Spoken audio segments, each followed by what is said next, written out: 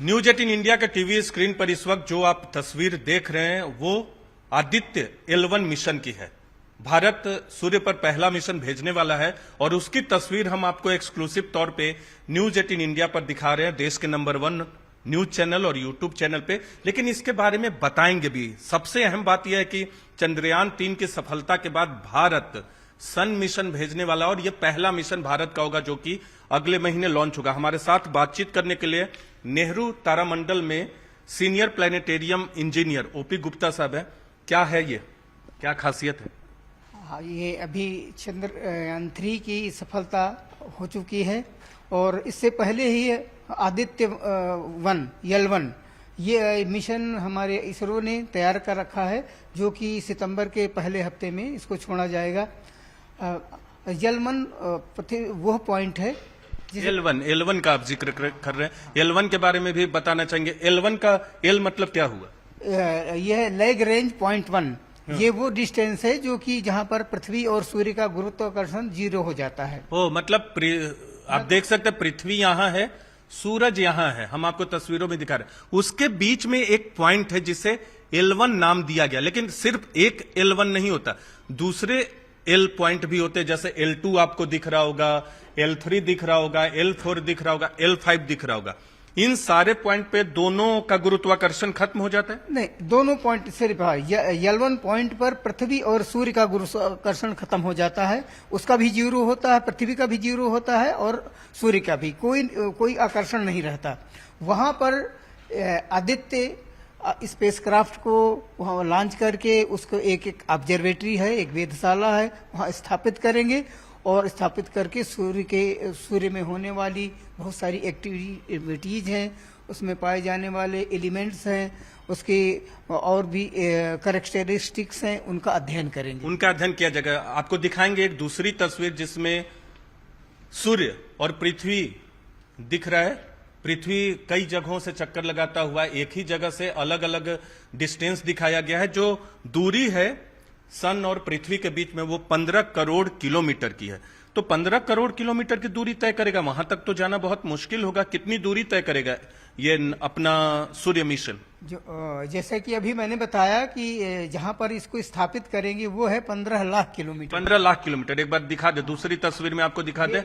ये आप ये देख सकते हैं, अर्थ जो ब्लू है और L1 के बीच की दूरी 15 लाख किलोमीटर है, जबकि पृथ्वी और सूर्य के बीच की दूरी 15 करोड़ किलोमीटर है। तो L1 पे जाके ये आदित्य L1 मिशन को स्थापित करेगा और ये दूरी पूरी सूर्य से पृथ्वी दूरी का 100वां हिस्सा है। मतलब एक हिस्सा है, 100 में से एक हिस्सा। एक हिस्सा है, 1/100 कह सकते हैं। तो ये बताइए कि 3,84,000 किलोमीटर चंद्रमा दूर है पृथ्वी से, जो कि नजदीक है। L1 तो उससे भी दूर है।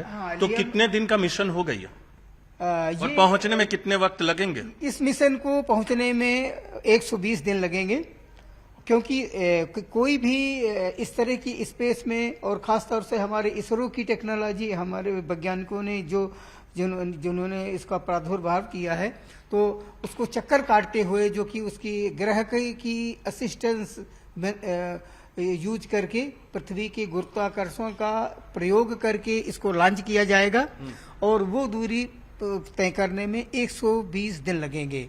तो इस तरह से कह सकते हैं कि जो सीधी डायरेक्ट दूरी है वो 15 लाख किलोमीटर है, लेकिन वहां जब घूम के जाएगा, ऑर्बिट करके जाएगा, धीरे धीरे उसको इंक्रीज करेगा, वहां पर स्थापित होगा। आप देख सकते हैं ये जो पृथ्वी है, यहां से जब कोई रॉकेट छोड़ा जाएगा, कोई मिशन छोड़ा जाता है, कोई यान छोड़ा जाता है, तो ये सूर्य का ऑर्बिट करता है। हाँ, ये कोई भी ब्रह्मांड का कोई भी पिंड, चाहे पृथ्वी सूर्य के चारों तरफ सारे ग्रह हैं, वो सब इलिप्टिकल पाथ में यानी अंडाकार मार्ग में घूमते हैं। ये अंडाकार मार्ग में कभी वो नजदीक होते हैं, कभी थोड़ा दूर होते हैं। जो दूरी नजदीक होती है उसे पेरिहेलियन बोलते हैं, जो दूरी थोड़ी ज्यादा होती है उसे अपहेलियन बोलते हैं। ठीक है। और ये जो ऑब्जेक्टिव है आदित्य L1 का, ये पूरा डिजाइन है इसरो के वेबसाइट पे आप देख सकते हैं। ये तमाम स्टडी करेगा।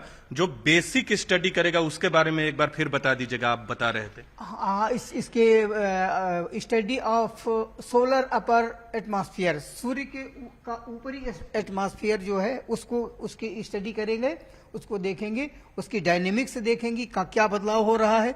डायनेमिक्स में चेंज होना, बदलाव करना। तो इस तरह से स्टडी ऑफ द क्रोमोस्फेयर, उसका जो क्रोमोस्फेयर है, सन के कई हिस्से हैं, फोटोस्फेयर, क्रोमोस्फेयर और आउटर, सबका अध्ययन करेगा। यानी ओवरऑल कह सकते हैं कि सूर्य से जुड़ी जितनी भी चीजें हैं उनका अध्ययन किया जाएगा इस मिशन के जरिए। पृथ्वी पर पाए जाने वाले जितनी एलिमेंट्स हैं, क्योंकि पृथ्वी का जन्म भी सूर्य के बाद ही हुआ, सूर्य से ही हुआ, तो सारे एलिमेंट्स सूर्य में भी मौजूद हैं, लेकिन वो प्लाज्मा स्टेट में हैं, जो कि गैसियस है। उनकी रेज का, उनकी वेवलेंथ का, उनका अध्ययन करके उसको कंफर्म करेंगे, ये यहाँ पर ये चीज जितनी है। और बहुत सारी एक्टिविटी होती हैं, जैसे आपने सनस्पॉट देखे होंगे, सौर धब्बे, वो सौर धब्बों का भी अध्ययन करेगा, क्योंकि उससे पृथ्वी पर जो बरसात होती है, या एलनीनो या लालीना, ये दो शब्द ऐसे हैं जहाँ कभी ज्यादा बरसात होती, कभी सूखा पड़ता है। ये सब सूर्य के ही प्रक्रियाएं होती हैं। सारी चीजों का अध्ययन करेगा। अंतिम सवाल करूंगा, पहले भी कई मिशन सन पे गए होंगे, दूसरे देशों ने भेजे होंगे, अमेरिका वगैरह और देशों ने भेजे हैं, लेकिन उनकी बहुत ज्यादा जानकारी हमको नहीं है।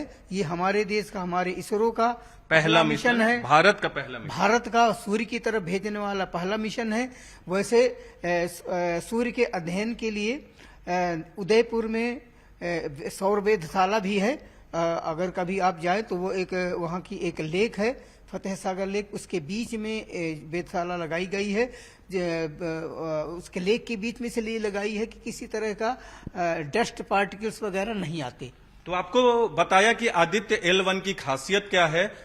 अगले महीने की शुरुआत में 2 सितंबर को ये मिशन लॉन्च होगा, और इस मिशन में देखना होगा कि आखिर करीब 120 दिनों के बाद जब यह मिशन अपनी यात्रा करेगा तो उससे भारत को क्या हासिल हो पाता है, और इसरो का जो लक्ष्य है वो पूरा हो पाता है कि नहीं। लेकिन सबसे अहम बात यह है कि चंद्रयान 3 की सफलता के बाद भारत अपना पहला सूर्य मिशन लॉन्च करेगा, और सूर्य मिशन लॉन्च करने वाले महज कुछ देश भारत के अलावा अभी मौजूद हैं।